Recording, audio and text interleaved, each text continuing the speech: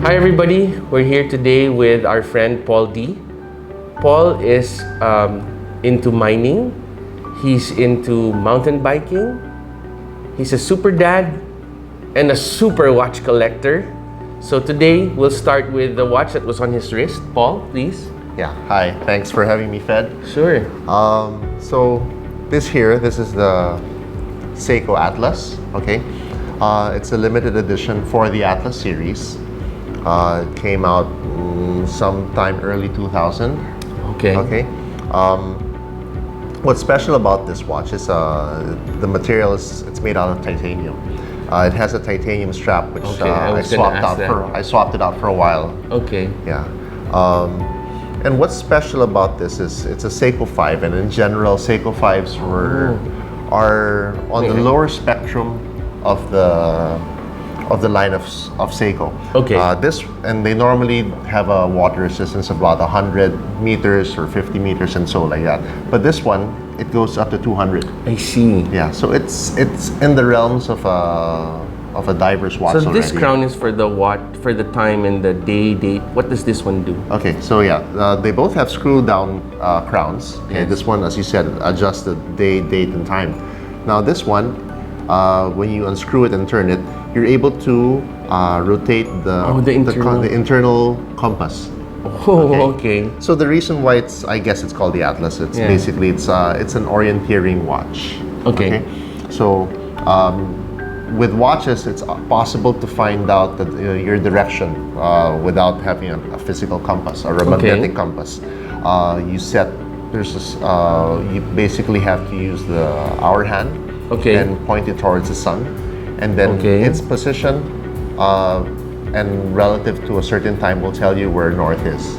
Oh boy, I think I need an instruction manual or a YouTube video. So combining that with the internal compass dial, so you can say, okay, I need to go with a certain map. I need to go 22 degrees northeast, northwest, or something like that. So you normally have to set your bearing, find out where it is, and then use the internal bezel to point where you need to go and go in that direction. Well, I remember back in school you were very active with the Scouts. Yeah, high school. Yeah. So do then. all Atlas models have that internal rotating? Yes, that's what's common with the Atlas series. Okay. So they all have the internal rotating ring. Okay. Which gives you the different compass directions. Okay. And then the outer bezel, on the other hand, is it's your normal timer of what you see on a diver's watch, and so they put the compass bearing on the inside, so that because it's a little bit of a problem. Let's say you're outdoors, and then you're trying to get a certain direction, and then if it's on the outer bezel, it's possible for it to move around. Right. Yeah. Right. So they decided to put it inside, and lockable. So it's once you set it, it's set and it won't move anymore. That's fantastic. I was always wondering about that extra crown there. Extra crown, yeah. So next we have this piece. This is the pulsations. The pulsations, yeah. Okay, so it's a 6139 movement. It's a chronograph with a single register. Is this an original bracelet? Okay, with Seiko, they have two types of bracelets which I consider to be original. Okay, so first you have the Seiko bracelets, which that came from the Seiko factory. Okay, and then there's another bracelet manufacturer called Stellux. Okay. Now the Stellux bracelets were designed specifically for Seiko watches, and they were released with Seiko watches. So you could buy them with the original. Some watches you could buy them with the Stellux bracelet, and some from Japan as well. Or? I'm not so sure if it's in Japan, but I mostly see them on export models. Okay. On export models. I see. Now with Stellux bracelets, the build quality is also different. So I mean, Seiko bracelets are good, but I have this affinity for the Stellux bracelets. They have nicer design. Okay. And the links are normally better for me. Okay. So, well, if you want to talk about if it's original, for me, Stellux bracelet or the original Seiko bracelet, I find them both to be original.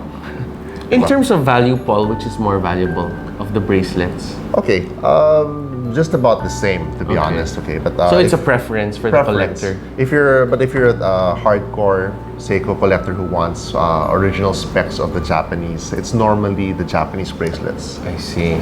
Okay. Now I noticed the theme here, so mostly chronos. Chronographs. Yeah, yes, and I wanted to ask you about, about keeping the chronos running and the clutch and things like that. Okay.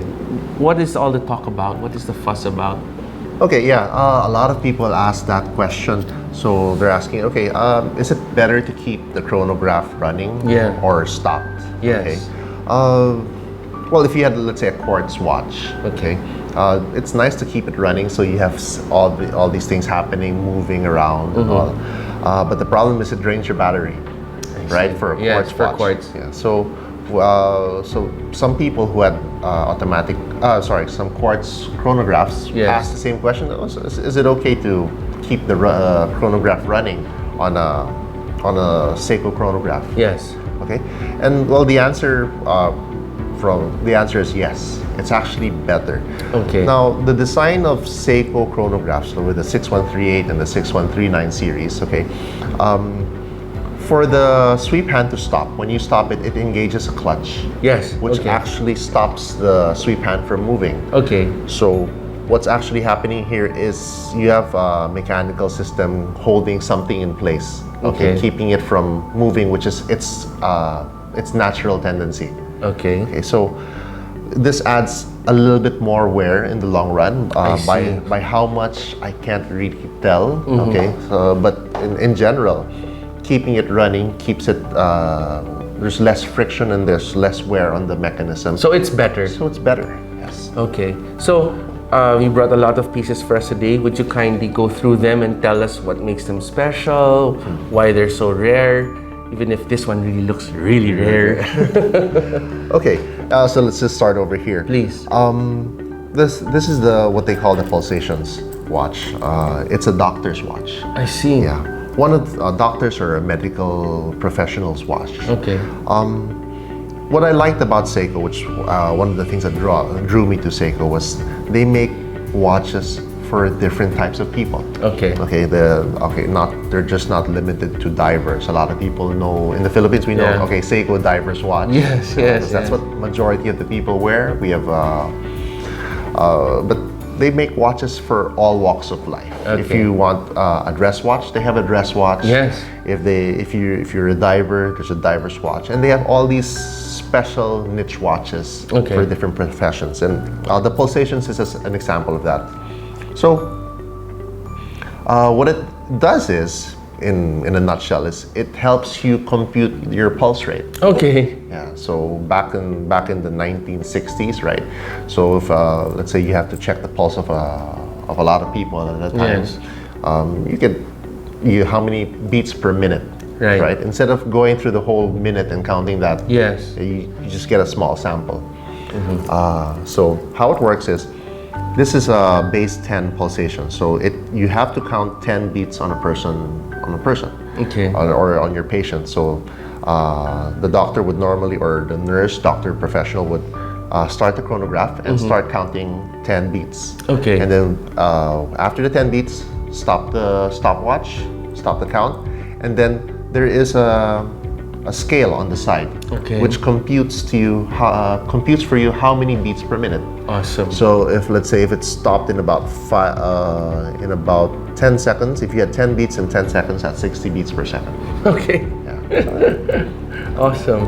And this one, you were telling me about this curious bezel which has so many numbers on it. Okay, so this is the 6138. It's a double register chronograph. This one was made in 1972. Wow. Okay. Okay. From what I understand, this specific model only came out for a few years. Okay. I don't really see Did you that. source that here or abroad? I sourced this one abroad. Okay. Okay. It's not very common to see this one. Not common to see it on sale as compared to its 6 other double register brothers and cousins and Okay. all. Yeah. So what's special about this one? It's actually a slide rule. Okay. I'm not really that into math or Okay. computing and how it actually works, but it's a slide rule, and from what I understand, you can do certain computations or calculations with it. So Have you had any crazy offers on that watch while you were wearing it? Well, sometimes when I post it on Facebook, Okay. on the group page, Yeah.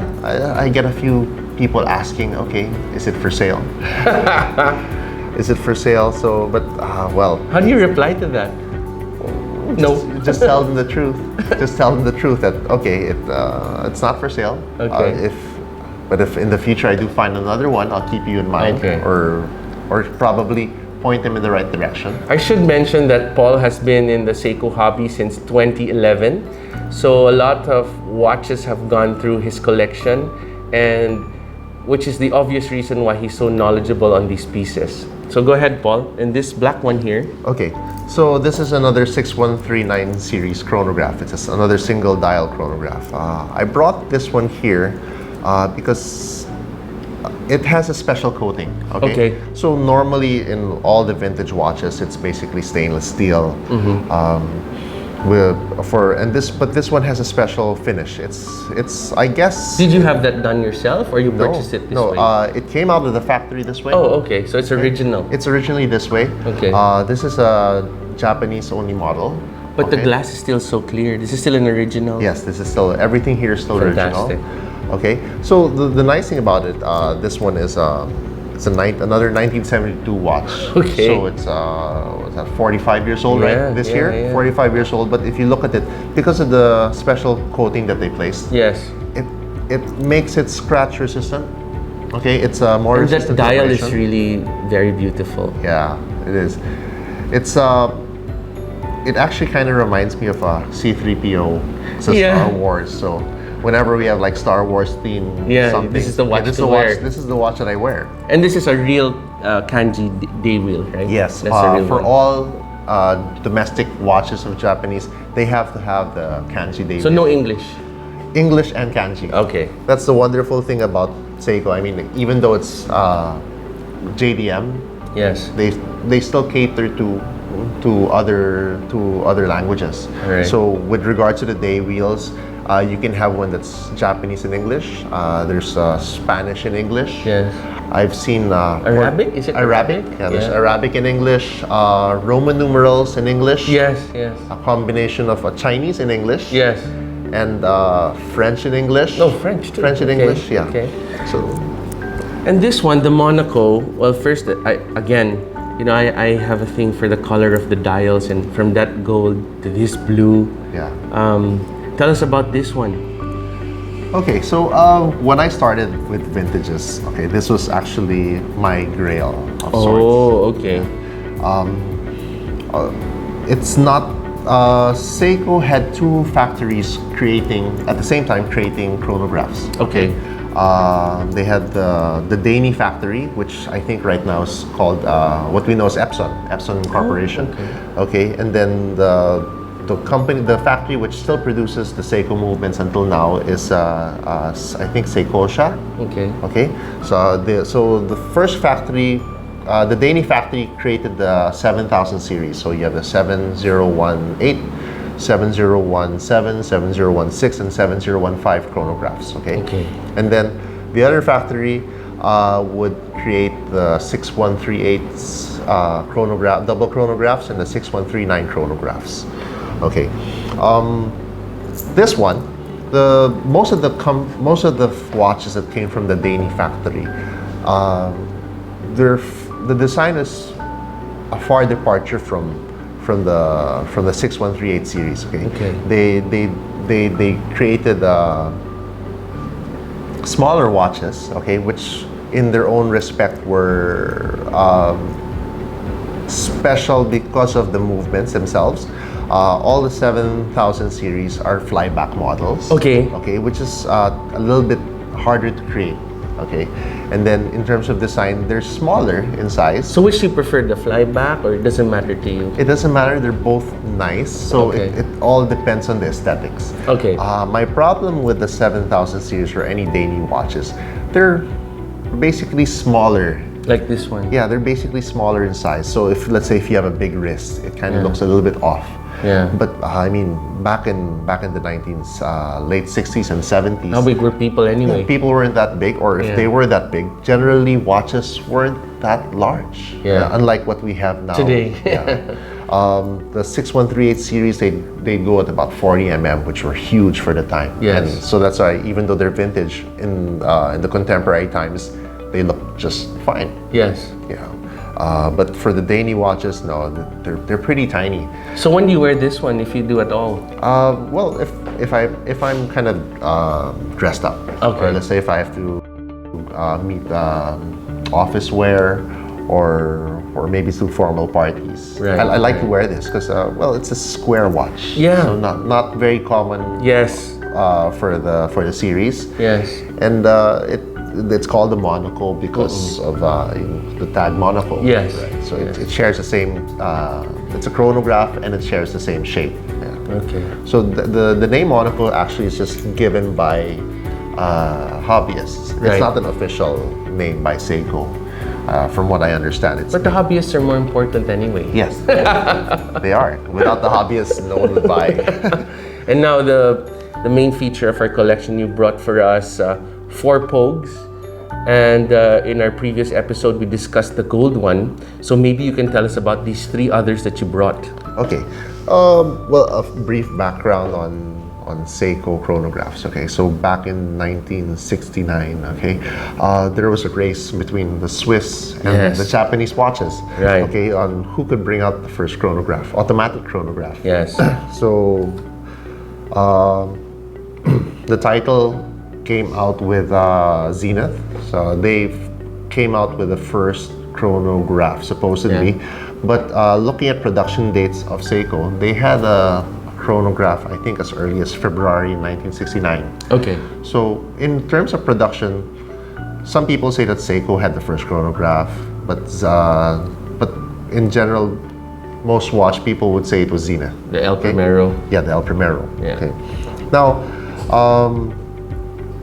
a few years afterwards, okay, I'm sorry. So this watch here, this is the Seiko Pogue. Yes. What they call the Seiko Pogue. Yes. It's called the Seiko Pogue because it was worn by Your friend William. William, our friend William. Yeah. Bill. Yeah, we're close. Yeah. William Pogue. Okay, he went up. He was part of the Skylab, Yes. Skylab projects of Yes. of NASA. Okay, so in 1973, he went up in space. He smuggled this in with his. He had this the Normals Omega speed timer Master. Speed Master. Yeah. That's right. See, Yeah, I know you're really into I'm a Seiko Seikos. person. Yeah. Yeah. Because So then he- if you're the other way around, you say the other thing. exactly. So he had the issued Speedmaster on one side, Yeah. and then he brought his Seiko Pogue, or what we call a Pogue right now, Yes. on his other wrist. Because he was so used to it already. Yeah. Well, basically, back in when he was on ground, when he was still Yeah. training, he would use this watch to time for timing purposes. Yes. In space, they use it to time engine bursts and Yes. things like that. Okay. So he probably out of familiarity with Yes. with the watch itself, he decided to bring it up. Yes. And because of that, unknowingly, it became the first automatic chronograph that was used in space. Yes. Yes. Unofficially, but historically, Yes. what can you do? Yes. Yes. And I think he donated it, and it was auctioned for like $6,000 Or something like that. or something Yeah, like so- that. so- a few years back. Well, and that actually added to the stir because since it was a special watch, the first chronograph Yes, in space, yes. automatic chronograph in space, he donated it and they auctioned it for charity. Yes. Yeah. Yes. So tell us about this. Is I suppose this is called the blue, Yeah. and the silver and the black. Okay, so for me, well, how I see it, the gold one with this specific dial is what we call the true Pogue. Yes. Okay, so it's basically the same model which he used up in space. Yes. Okay. Everything else, we collectors like to call them Pogues. Okay? Yes. Because they share the same case style Yes, and all. yes. Although there are some variances. With terms of color, there are four variations of this. Okay, so we have the the blue Pogue. Yes. Some people call it the black Pogue, but if Oh, you actually, okay. because when it photographs and when you see pictures of it, it looks kind of black. Okay. But when you bring it out to the light, it's a marvelous blue. Right. Yeah.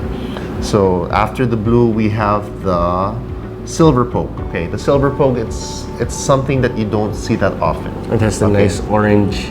Yeah, with the orange sweep hand. Yeah. Okay. The most common Pogue bodied watch that I see is basically the blue one. Okay. Followed by the gold one. Okay. And then the silver one, in terms of rarity, I don't see them in that many quantities. I think this one most time. calls to me because of the black and red. Okay, And the, so is this orange? orange, yeah, Okay. it is. Okay, so what you're holding right now, that's what collectors like to call the Coke Pogue. Coke Pogue, Okay, the yeah. blue one we call Pepsi. Okay. Yeah, and this one we call the Coke Pogue. Okay. Yeah, it's beautiful. The Coke Pogue is it's a JDM model. Okay. JDM only. So we have the model. kanji. Yes. Yeah. Okay. It's a JDM only model. Its bracelet is different from all the other Pogues. So it has the JDM bracelet is different, and it's sought after by most Is that why you're collectors. keeping it? Actually, preserving it's, it? it's actually a friend of mine borrowed it. Oh, okay. So because he wanted to do something, and so I said, okay, sure, just borrow it for a while. So it didn't make it in time for the shoot. So how many other Pogues do you have in your collection? Okay, so with terms of dial designs, I think there are about 1, 2, 3. There are 4 different dial designs. Okay. Okay, 4 different dial designs. Without the chrono? For the export. For the export model, Okay. all of them are the same. Okay. So, but there are small variations. Like we have what we call the proof dial. Okay. So on the 9 o'clock part, it says waterproof. Okay. Oh, okay. Over here, Ah, right there. waterproof. And then afterwards, they came out with it's probably 1971 or so. There were some legal problems, and they weren't allowed to say waterproof. Oh. Okay, so they changed the wording, and it became water resistant. Okay. Okay, so for late 70s to 71. These two don't have any text on them, but this one says sports. Yeah. Okay. So going to this one doesn't have a text. Sometime in 1970, starting in 1972, they dropped the whole resist and proof on the dial. Okay, so it's not anymore printed on the dial. You can see it on the case back. It says water resistant. Okay. Okay. So all of those dials. That's the third variation that I know of. Okay. For dial types. Okay, so it's we say the non-proof or non-resist dial. Got it. Okay. Now for Which is more sought after than the proof or the resistant? in general, people the proof is more sought after for the I simple see. fact that it's older. Okay. So since it's older, it's harder to find at the same time. If with regards to the proof watches, they have a different movement as well. Okay, so the 6139 movement came out in 2 types, 6139A and 6139B. Okay. The first movement was A, obviously. And they shifted to B because they made some small differences in the design to make it more durable. Okay. So, most collectors that I do know, they try to get the older ones, okay, because they're historically first. Okay. But a nice thing about Seikos is, it's possible to find out the year of production and the month of production that it was produced based on the serial number. The first digit of the serial number will tell you the year that it was produced, and then the second digit will tell you the month that it was produced. For the 6139 and 613 chronographs, they were produced from 1969 until 1978 or 79, okay? Depending on the model. Now, let's say for this Pogue, The first digit is 1 and the second digit is 7. So that based on the time frame, it was produced in 1971. Month is July. So if you were born in July 71, hit up Paul if he'll sell you his watch. So that's one of the appeals of Seiko. It's actually possible to find a watch which was produced during your birth month and birth year. Yeah. So we call it BIMB. Right, Birth right. month and birth year. Yes, yes. So it's one of the things that a lot of the Seiko collectors like. There's this you can develop a special connection with your watch because Yes. this watch is as old as I am. That's why those kids that have Seiko-holic dads, they're Yeah. lucky because I see a lot of posts where the dads have already purchased the watch on the day of their birth, and that's it. They just Yeah. wait for that until later on. I'm also guilty of that. Oh, okay. So I bought a watch for my daughter and my son. Just holding on to it. Probably when they're 18 years old. Yeah, you give it as a gift. This is for you. Fantastic. So Paul, I noticed that when you go through forums or you watch videos or you read, a lot of these vintage Seikos are coming from the Philippines. I don't know, does that mean they're from Japan, they came here, or they were sold here, or is it because we have a lot of technicians who can restore them here? Okay. True, we have a lot of capable watchsmiths in the Philippines. We have a lot of great watchsmiths in the Philippines. The person who does my watches is Mang Loy. Yes. He's very well versed with the movement, and he's actually able to bring things back to life. Yes. I actually buy a lot of watches abroad. Okay. And most of them are not working. Okay. Or there are a few problems with it. Right. Then I send them to Mang Loy. He does the necessary overhauls inside, and magically everything's fine. Are you particular about how accurate the timekeeping is, or how watertight it is, or how much power is served, or what is it that challenges you, or what is it that you're interested in after the restoration? Okay, the aesthetics is the most important thing for Okay. me for the vintage watches. Okay, Okay. Timekeeping, yes, very important, very Okay. important. Do you have your own equipment, or you let your technician take care of it for you? I'm not technically that adept at Okay. adjusting the time of the watches. Okay. And there's a special machine that you need to do to check the vibrations. Yes. To find out if it's running on time. Yes. So I just have my watchsmith do it. Okay. And Is there a tolerance that you accept, or as long as he says no, it's good, and you say okay, it's good, I'm wearing it? okay, so with my experience, I like to rotate between watches. So I don't really see in the long. I'm not able to Yeah. check Okay, the watch I understand. over a whole month or a whole week. Yeah. Otherwise, you'd have to Yeah. wear like maybe 5 of them in Watches one and arm and yeah. another 5. So if it's accurate within a minute and 24 hours, that's okay with me. The beauty about vintage watches is it's something that's still working until now. So I don't expect it to work exactly like a brand new watch. I expect it like a vintage car to sometimes break down a I bit. understand. But although it is still fixable, it's part of owning a vintage watch. You get those things. I mean, as we all get older, Yes. we all have these. Okay, when I wake up in the morning, this is starting to hurt, and that's part of it. It's really part of it.